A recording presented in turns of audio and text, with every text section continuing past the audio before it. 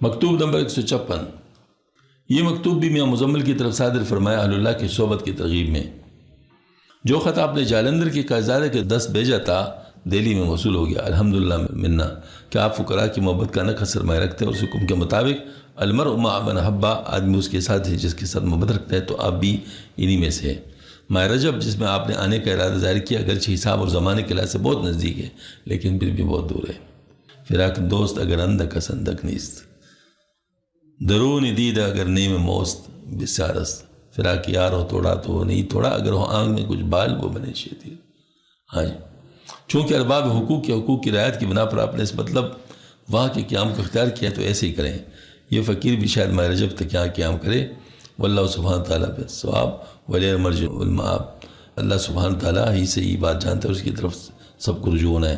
بال چند روزہ زندگی فقراء کے ساتھ گزارنی چاہیے۔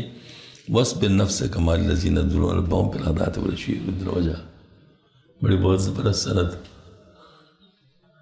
ہاں جی بہت بڑی سند کے ساتھ بات فرمائی۔ وصبر نفس کمال الذین یدعون ربهم بالغداۃ والعشی یریدون وجہہ۔ تو دیکھیے اس آیت، یعنی ایک تو آپ صلی اللہ علیہ وسلم سے فرمایا گیا نا، تو جن کی طرف آپ صلی اللہ علیہ وسلم کو بھیجا گیا، اس کے آج کل مصداق کون ہو سکتے ہیں؟ ہاں جی، خانقاہوں کے علاوہ کوئی ہو سکتے ہیں جو صحیح خانقاہ ہو؟ وَاصْبِرْ نَفْسَكَ مَعَ الَّذِينَ يَدْعُونَ رَبَّهُمْ بِالْغَدَاةِ وَالْعَشِيِّ يُرِيدُونَ وَجْهَهُ۔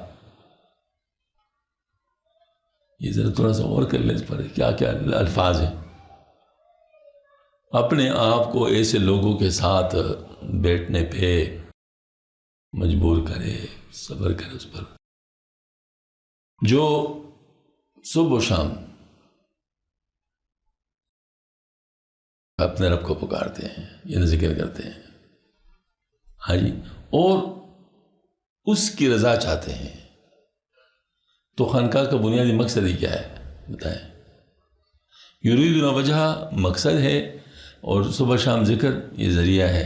تو یہ خانقاہوں کے اندر ہوتا ہے کسی اور جگہ ہوتا ہے؟ تو خانقاہ میں وقت لگانا، یعنی اس کی دلیل اس سے مل گئی نا، یہ خانقاہ میں وقت لگانا یہ ہے۔ وَاصْبِرْ نَفْسَكَ مَعَ الَّذِينَ يَدْعُونَ رَبَّهُمْ بِالْغَدَاةِ وَالْعَشِيِّ يُرِيدُونَ وَجْهَهُ۔ اچھا، اور اگر مقابلے میں آ جائے کچھ اور لوگ جو دنیا دار ہو، دنیاوی وجہات رکھتے ہو، تو اس کے ساتھ اگلا حصہ وَلَا تُرِدْ زِينَةَ الْحَيَاةِ الدُّنْيَا وَلَا تُطِعْ مَنْ أَغْفَلْنَا قَلْبَهُ عَنْ ذِكْرِنَا وَاتَّبَعَ هَوَاهُ وَكَانَ أَمْرُهُ فُرُطًا۔ یعنی بالکل دوسرا ایکسٹریم بتایا، مطلب جو دنیا کی زندگی ہے اور اس کی زندگانی کے جو رونق ہے وہ تمہیں ان سے نہ روکے، اور ان کی بات نہ سننا جن کو ہم نے اپنے رعایت سے غافل کیا ہے، اور ان نے اپنے نفس کی پیروی اختیار کی ہے، اور ان کی بات حد سے بڑھ گئی ہے۔ ہاں جی، تو اتنی زیادہ واضح بات ہونے کے باوجود بھی اگر کوئی شخص اس کو نہیں سمجھتا تو پھر اللہ تعالیٰ ہی سمجھا رہے ہیں۔ ہاں جی، مجھ سے کسی نے کہا کہ شاید میرے خیال میں یہ دعوت دیتے نا کہ چلنا چاہیے لوگوں کے پیچھے، میں نے کہا بھائی میں تو نصیحت پہ عمل کر رہا ہوں۔ عبس وتولی ان جاءہ الاعمی وما یدریک لعلہ یزکیٰ ویذکر فتنفعہ الذکریٰ۔ حضرت عبداللہ ابن ام مکتوم رضی اللہ تعالیٰ عنہ مسئلہ پوچھنے کے لیے تشریف لائے، چونکہ نابینا تھے، پتہ نہیں تھا کہ آپ صلی اللہ علیہ وسلم کے ساتھ کون بیٹھے ہیں۔ آپ صلی اللہ علیہ وسلم نے بڑی محنت سے مشرکین مکہ کو جمع کیا تھا تاکہ ان تک اپنی بات پہنچا دے۔ تو ہوا کیا، جب حضرت تشریف لائے تو آپ صلی اللہ علیہ وسلم کی طبیعت پہ اثر آ گیا، ماتھے مبارک پہ بل آ گیا کہ کیوں، یہ تو اپنا ہے، بعد میں بھی آ سکتا تھا، یہ تو اپنے بعد میں بھی آ سکتا تھا، اس کو مطلب اس وقت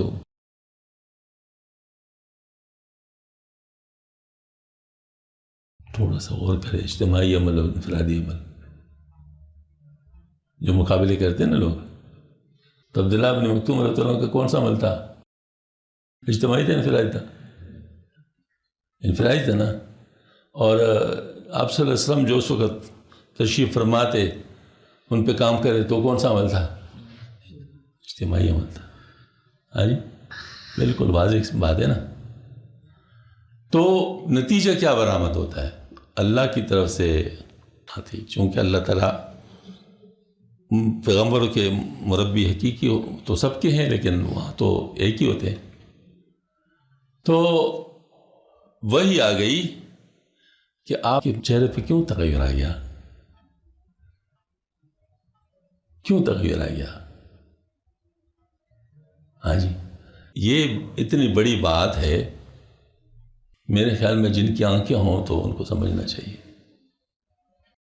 کہ دیکھو اللہ جل شانہ اس کو نہیں دیکھتا کہ کون کتنے زیادہ لوگوں کو کر رہے ہیں. وجہ اس کی وجہ وہ بے طلب لوگ تھے، ان میں طلب کو پیدا کرنا تھا.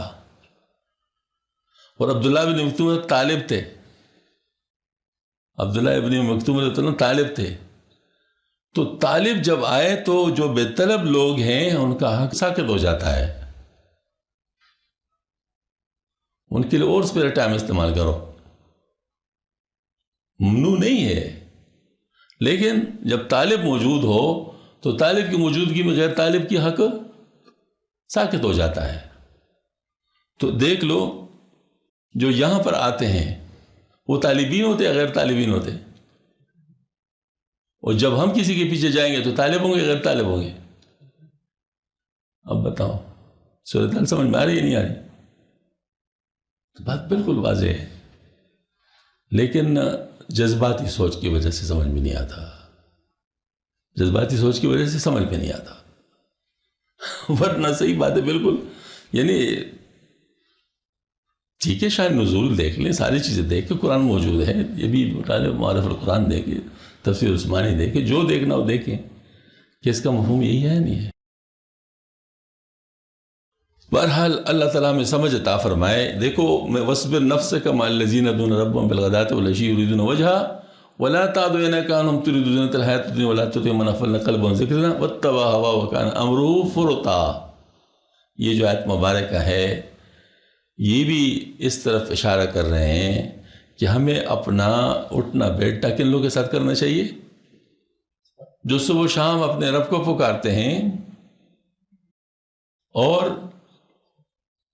اللہ کی خوشنودی چاہتے ہیں، اور ان لوگوں کی طرف ان کو چھوڑ کے نہیں جانا چاہیے جو دنیا چاہتے ہیں، جو دنیا چاہتے ہیں، دنیا کی عیش و عشرت چاہتے ہیں، زینت الحیات دنیا. اور ان لوگوں کی اطاعت نہ کرنے کا حکم ہے کہ ان لوگوں کی اطاعت نہ کرو جن کا دل غافل ہے ہمارے ذکر سے، اور ان کے خواہشات حد سے بڑھ گئے ہیں. تو یہ اصل میں بات یہ ہے کہ ہمیں وہ کہ یہ جو چیزیں ہیں یہ بہت اہم ہیں، بہت اہم ہیں، ان کو غیر اہم نہیں سمجھنا چاہیے. آج کل ایک وبا آئی ہے کہ ان چیزوں کو کم سمجھا جا رہا ہے. بھئی کوئی کام نہ کرے، بے شک نہ کرے، قسمت میں نہیں ہوگا، لیکن اس کی جو ثابت ہے اور جو اس کا مقام ہے اسے نہ گرا ہے، مقابلے میں آ جاؤ گے. خطرناک معاملہ ہے، ایسی جگہ پہ ہاتھ نہ ڈالو جہاں نقصان ہو سکتا ہے.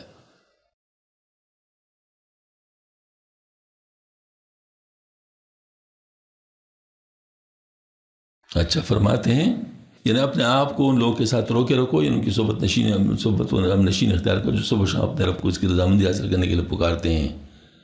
خود نہ سکھاتے ہیں کہ حد سبحانہ وتعالیٰ اپنے حبیب علیہ السلام کی منتیت کو اس کا حکم فرمایا.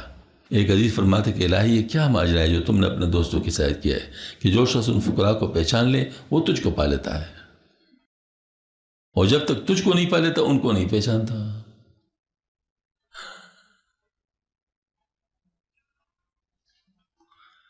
مقصد یہ ہے کہ دیکھو اس میں ایک صورت ہے جو سمجھ میں آتی ہے جو اس کی بعد میں، کہ ایک تو یہ ہے کہ ابتدائی طور پر علاجاً اللہ کو پانے کے لیے ایسے لوگوں کو تلاش کرنا ہے.